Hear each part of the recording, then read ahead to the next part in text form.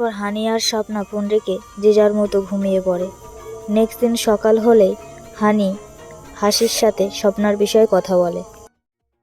এই বোন, তোকে একটা কথা বলবো। বল, কি বলবি? তুই স্বপ্নাকে যে শর্তটা দিয়েছিস সেটা তুলে নে। আমি ওর কষ্টটা আর দেখতে পারছি না রে। ও তাই? হুম। আমি জানতাম ও পারবে না, কারণ ও ভালোবেসে ফেলেছে। কিন্তু কেন ও নিজে মুখে স্বীকার করতে চাইছে না, সেটাই বুঝতে পারছি না। বাদ দে, ও হয়তো বুঝতে পারছে না, হয়তো ওর মন চাইছে কিন্তু বলতে পারছে না, ভয়ে কিংবা লজ্জায়। হবে হয়তো। যাই হোক, ওকে বলে দিস আমি শর্ত তুলে নিয়েছি।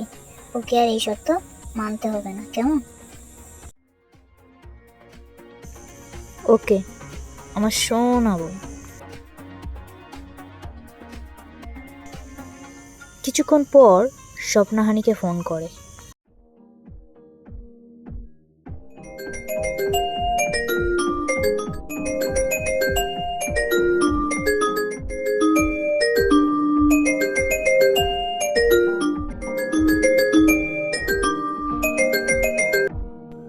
হ্যালো, কি করছো? বসে আছি, তুই কি করছিস? এই তো বসে আছি। ও, একটা কথা বলবো তোকে। কি বলো? হাসি শর্তটা তুলে নিয়েছে। সত্যি? সত্যি বলছি। বিশ্বাস করো, এই কথাটা শুনে আমি কতটা শান্তি পেয়েছি তোমাকে বলে বোঝাতে পারবো না। তাই? সত্যি বলছি। ঠিক আছে, কাল আমি তোদের বাড়িতে যাব। সত্যি আসবে তো? এরপর সেই দিনটা যা হোক করে কাটলো। তারপর নেক্সট দিন সকালে 10টা থেকে হানির ড্রয়িং ক্লাস ছিল। তো বন্ধুরা, তার আগে একটা কথা বলি, হানি স্টুডিওর কাজের সাথে সাথে আর্টও শিখতো, কারণ ড্রিম ছিল আর্ট। তো সকাল 10টায় সে রেডি হয়ে ড্রয়িং ক্লাসে চলে যায়। এখানে সব কিছু শেষ নয়। হানি যেখানে ড্রয়িং শিখতো, স্বপ্নার বোন সোমা সেই একই জায়গায় ড্রয়িং শিখতো। আর এর আগেই তো তোমরা জেনেছো যে সোমা হানির খুব ভালো বন্ধু। তো সোমা আর হানি দুজনেই ড্রয়িং ক্লাসে যায়। দিনটা ছিল রবিবার, দুজনেই ড্রয়িং করছিল। হঠাৎ সোমা হানিকে বলে, এই হানি, তুই দিদিকে কি বলেছিস রে? আমি আবার কি বলবো? জানিস, দিদি খুব কান্না করছিল, কিছু খাচ্ছিল না। আমি তেমন কিছু বলিনি ওকে। আমি জানি না, আজ তুই আমার সাথে আমার বাড়িতে যাবি।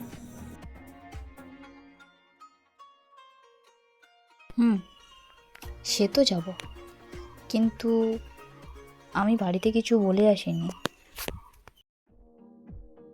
আমি আর কিছু জানি না, তুই আজ যাবি মানে যাবি। এরপর আমি সোমার সাথে সোমাদের বাড়িতে যাই। ওদের বাড়িতে গিয়ে স্বপ্নাকে বলি, কি হয়েছে তো, তুই এত পাগলামি করছিস কেন বলতো? তুই এত কান্নাকাটি করলে আমি কি করবো বলতে পারিস? এমনিতে তো তুই না আমাকে তোর বন্ধু ভাবিস, না দিদি ভাবিস, আর না অন্য কিছু। তুই আমাকে আদেও কি ভাবিস নিজেও জানিস না। তাহলে এত কান্না কেন করছিস আমার জন্য? আমি তো এটাই বুঝতে পারছি না। আমি সত্যি জানি না, কিন্তু আমার তোমার সাথে কথা বলতে পারবো না এটাই ভেবেই আমার এতটা কষ্ট হচ্ছে, আমি তোমাকে বোঝাতে পারবো না। আচ্ছা ঠিক আছে, বোঝাতে হবে না, কিন্তু আর কোনো কান্নাকাটি করবি না। শুধুমাত্র তোর কান্নার জন্য আমাকে এখন আসতে হলো। এতে তো আসতে না, আমার কষ্টের কথা ভেবে যে তুমি এখানে এসেছো এটাই অনেক। বিশ্বাস করো, তোমাকে সামনাসামনি দেখতে পেয়ে আমার কতটা যে শান্তি লাগছে কি বলবো। আচ্ছা, হয়েছে, আর বেশি বলতে হবে না।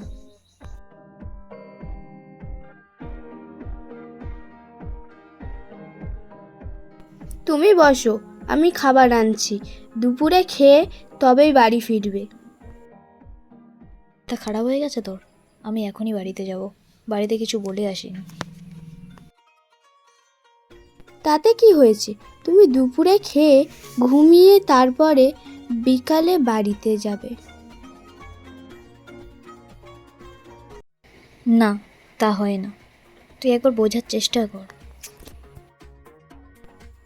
আমি আর কিছু বুঝতে চাই না। তুমি আমার জন্য এখানে এসেছো, তুমি যদি সত্য স্বপ্নার চোখের জল মোছাতে চাও তাহলে দুপুরে এখানে খেয়ে রেস্ট নিয়ে তবেই যাবে। আর এটাই আমার শেষ কথা।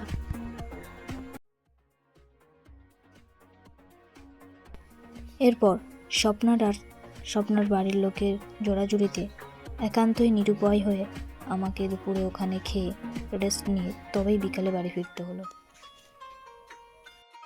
তারপর বাড়ি ফিরে আমি আমার কাজে ব্যস্ত হয়ে পড়ি।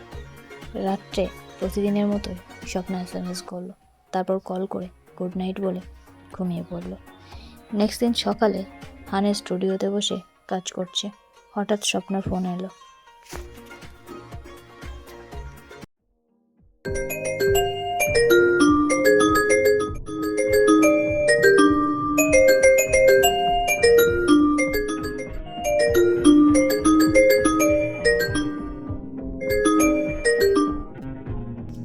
কি করছো?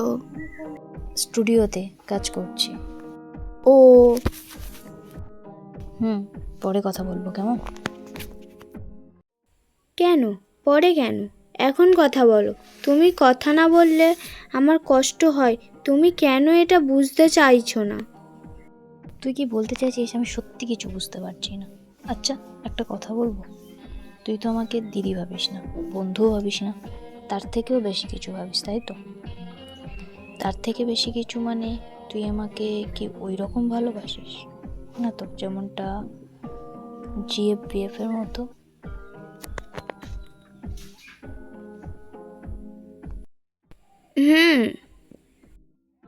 মানে আমি তোমাকে ওই রকম ভালোবাসি যেমনটা একটা জিএফ তার বিএফকে ভালোবাসে। ও, তো তুই এই কথাটা আগে কেন বলিসনি? আমি বোঝাতে চেয়েছিলাম কিন্তু পারছিলাম না। আচ্ছা ঠিক আছে, আমি তোর সাথে পরে কথা বলবো, আমি এখন কাজ করে নি। ঠিক আছে, রাখছি। তো বন্ধুরা, এরপর সত্যি স্বপ্না আর রানের মধ্যে ভালোবাসা শুরু হলো কিনা জানতে হলে অবশ্যই চোখ রাখতে হবে মিষ্টি স্বপ্ন পার্ট 7। ততক্ষণ সবাই ভালো থাকবেন, সুস্থ থাকবেন। ধন্যবাদ।